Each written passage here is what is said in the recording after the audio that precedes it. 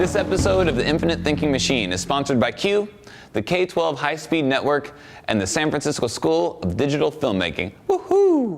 Well, we are here at ITM Live with LeVar Burton, actor, director, producer, entrepreneur. This is live? Yeah. Wow. Look at this live audience we've assembled for you. All right. Pretty. Wow. We didn't even plan that or hold up cue cards or anything. I mean, that's how amazing they are.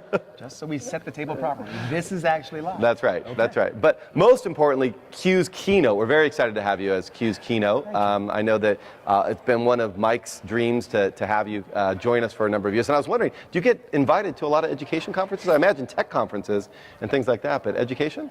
These days, yes. Since Reading Rainbow, the television show, I have been invited to educational conferences. Now, since Reading Rainbow has moved into the digital realm, we do a lot of tech conferences. And so for me, this is the perfect intersection of tech and education here at Q. So I'm excited to be here. Yeah, we're excited. And I want to get back to talk about education and the app and so on, but there was one tidbit I found interesting. I looked at your bio online, and it said something that at one point you wanted to be a priest. And I connect with that. My father dropped out of the seminary as well years ago, thankfully for me. Otherwise you wouldn't be here. Exactly. But I was wondering if that experience kind of growing up and that connected to some of your mission, your desire to kind of give back to the world. And yes. I was raised by a woman who had alternate careers as a teacher, a high school English teacher, and a social worker. And so, yes, I was raised in a family where it was expected that one's life was about service. And the earliest part of my life was focused on the ministry. And I entered the Catholic seminary when I was about 13. And then left the seminary at about 17. Having received, I think, the benefit of one of the best educations I could possibly have received. That's great. And so I'm wondering if that translated into your amazing run at Reading Rainbow. I mean, 23 years, obviously, you went well above and beyond, I think, what most people would do in the education world. Well, I think my involvement in Reading Rainbow was really made possible by, one, the influence of my mom. She was my first teacher and a voracious reader, and my mother certainly taught me the value of having a relationship with literature. When I left the seminary, I went to Southern California to study acting, and I won't hold that against you. I'm a Bruin. Are you really? Yeah, but that's okay. We can still sit on live TV. I have to say this interview is now over. I was a sophomore at SC when I auditioned for Roots. And it was the Roots experience that really showed me the potential power of the visual medium. In 8 nights of television, I watched America become transformed. We all were. Around the issue of slavery. It was really a reset, a reframe of what we talk about in America when we talk about slavery. And so all of that prepared me, my relationship with literature, my awareness of the powerful nature of the medium of television. When I was approached with the idea for Reading Rainbow in 1983, I thought it made so much sense that here we have an opportunity to use this very powerful medium to go to what I call the point of purchase. Back in the 80s, it was no secret that our kids were spending an awful lot of time in front of the TV. And the show was originally designed to combat what teachers call the summer loss phenomenon, when a child is in the process of cracking the code and they take that two and a half months summer vacation, their reading and comprehension skills suffer. So it was really an effort to use the prevailing technology of the day to promote literature. And that's where it really began for me. But clearly, I mean, it struck a nerve with so many people to last that long and to win so many awards. I mean, it's just an amazing that was program. A surprise. Really? Yeah, we did not expect. I mean, we were originally a summer show until we had enough. Really? Yes, we were only on during the summer until we had enough episodes to keep replaying. To keep replaying them throughout the year, and it really did kind of sneak up on us that 26 years of continuous presence on the PBS airwaves. It was that was not planned. So why do you think people connected with the show? Beyond your amazing personality and reading skills and I believe it has to do with the powerful nature of literature itself. And And television is such a great medium to pimp literature, to pimp books.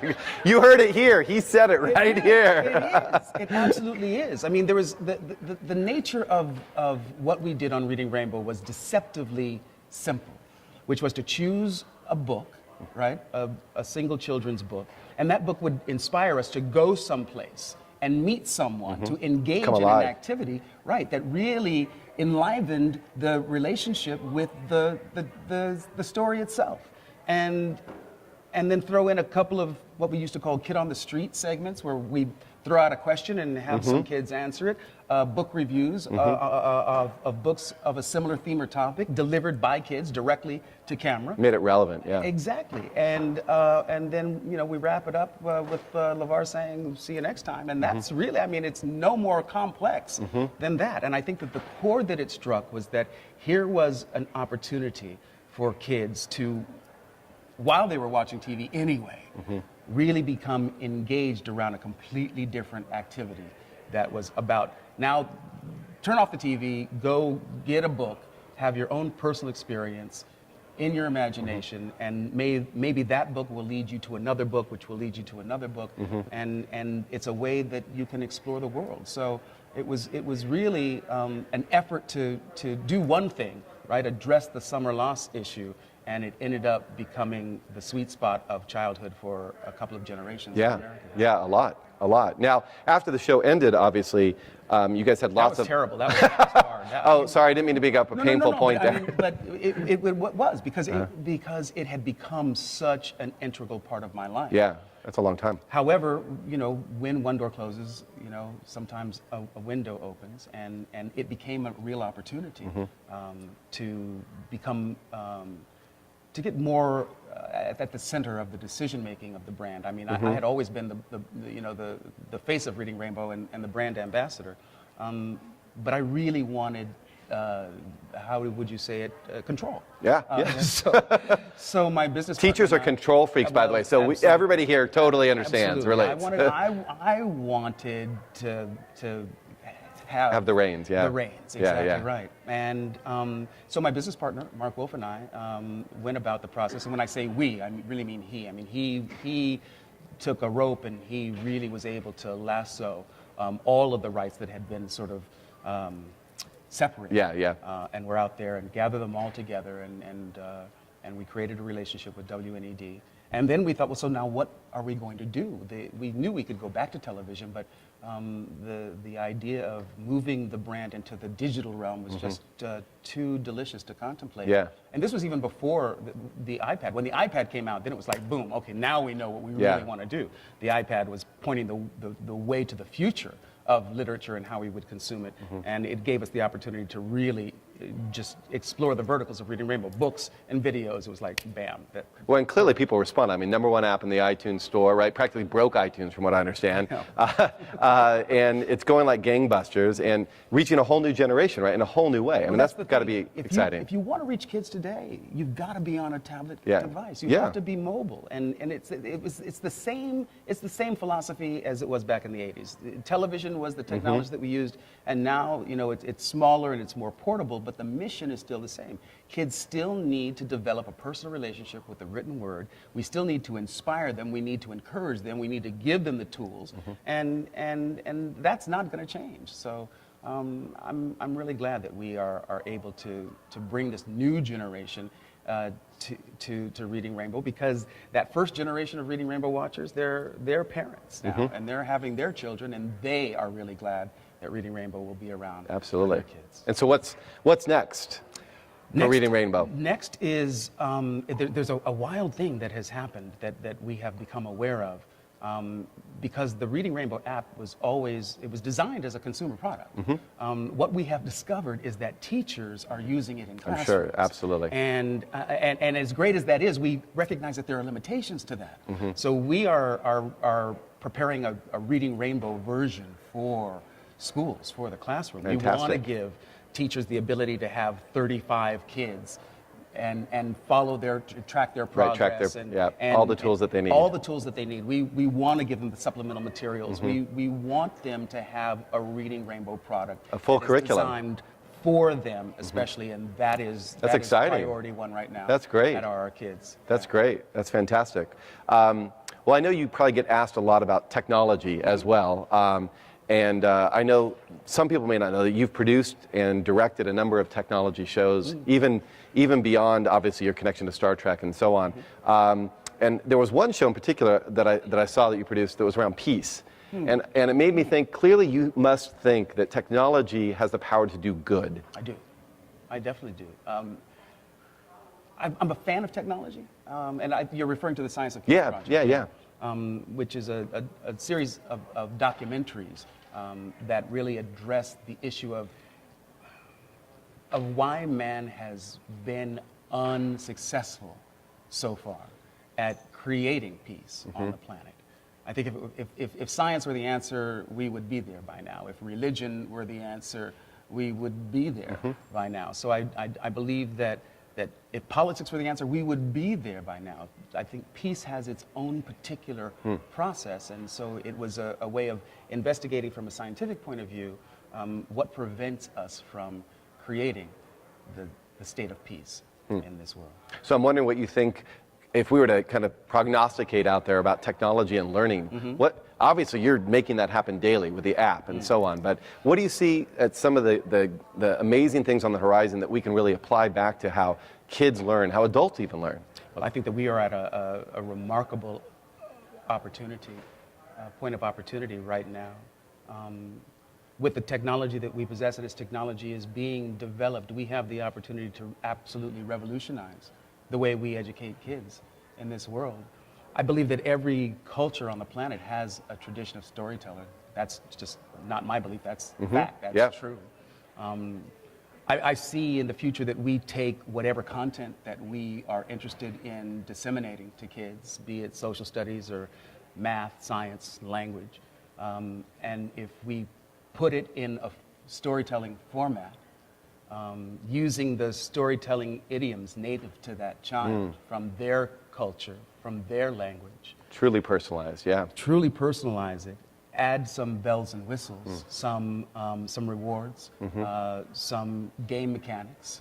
I don't believe that there is a limit to what we can teach and to how fast we can turn around the educational dilemma certainly in this country. And I believe further that if we as the adults on watch now fail to utilize this very engaging, very powerful technology in the service of revolutionizing education, we will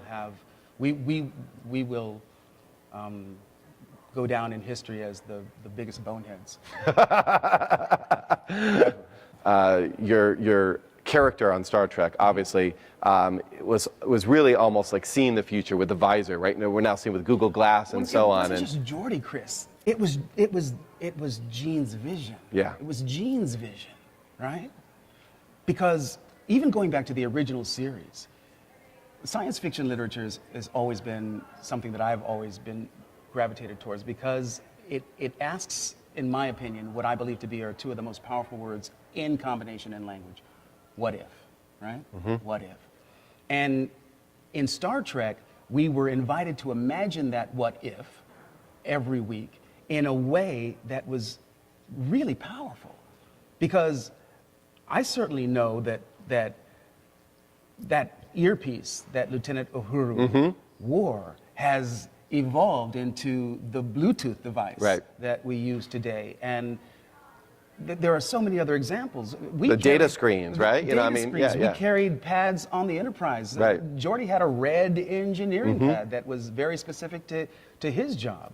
I know that there are efforts now that are working on technology for the blind that looks like Google Glass. I mean, give me a break. That's like directly inspired, I believe, in some ways. So, that which we imagine is what we tend to realize. It's what we tend to manifest in this realm. And so it's that link is just, it's beautiful because unless you have that process of imagining, right, then then there is so much that we enjoy in this world today that's just not there, Yeah. right? We're working on a system of combining the computing power called geosynchronous systems architecture that enables us to crunch numbers and in a real-time situation, 3D model objects, and it's getting very, very close to the holodeck. Yeah, I was going to ask about that. You see what I'm Absolutely. saying? So- I've often said that e-learning is just nothing until the holodeck is actually built. And we're getting closer. I agree. And closer Very and closer close. to that. I mean, look at a 3D printer. What is that? It's a replicator. Yeah. It's a replicator. It doesn't exist here, but you input. They didn't have that on Star Trek, by the way. That was on the Jetsons. No. On the Next Generation, we had. Yeah. Oh, that's right. That's right. That In the replicator, and Captain Picard would say, "I want Earl Grey hot," and Yeah. boom, he Yeah. had Earl Grey hot. Look, we're replicating tissue right now. It's crazy. 3D printers, organs. Yeah. So. Plus chocolate. I mean, chocolate. you know it's going to be successful then. Absolutely. Yeah. So it's real. The link between the imagination and third dimension is absolutely And does it real. surprise you that you've seen this or that we've seen this realized in our lifetime? What surprises me is that it's happened in my lifetime. Yeah. I'm Yeah. like, and the sky is the limit. So much has changed in the time that I've been alive, and it's crazy. So that is the big surprise to me, that it's happening with such velocity. It's astonishing. That's great. Well, you're going to have a captive audience tomorrow at Q, and so we don't want to spoil anything that is going to come out in that keynote, but I'm wondering if there was one thing that you want to make sure that all educators hear out there. Wow. What's the one thing, the message to them? Well, we are going to talk about this a little bit tomorrow morning. And when we talk about storytelling and its impact on the process of educating, I believe that it's important that we not leave out, as teachers, as educators, that it's important to not leave out our personal stories, our own stories.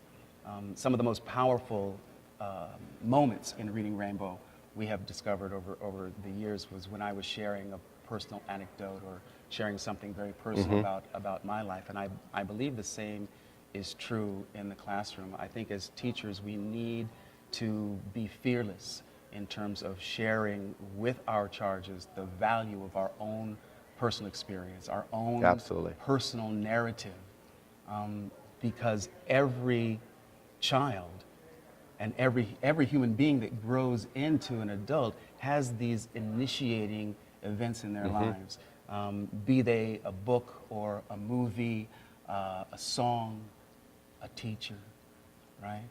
And so that inspiration that is such an integral part of the process of imagining the world that we would all like to see, that we would all like to live in, that continuous creation that we engage in, that co-creative process.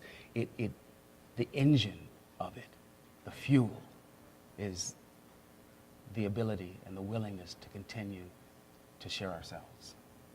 Agreed, and it's great to hear you talk about storytelling and the inspiration of that, because you've obviously been an inspiration to a lot of kids and a lot of teachers, and we want to thank you for that, for sure. Thank you. A couple of quick things that we wrap up notes. First, is there anything that we should make sure everybody knows about? Project you're working on, something new that's coming down? There is one thing that I would like to make sure that everybody connected here knows about.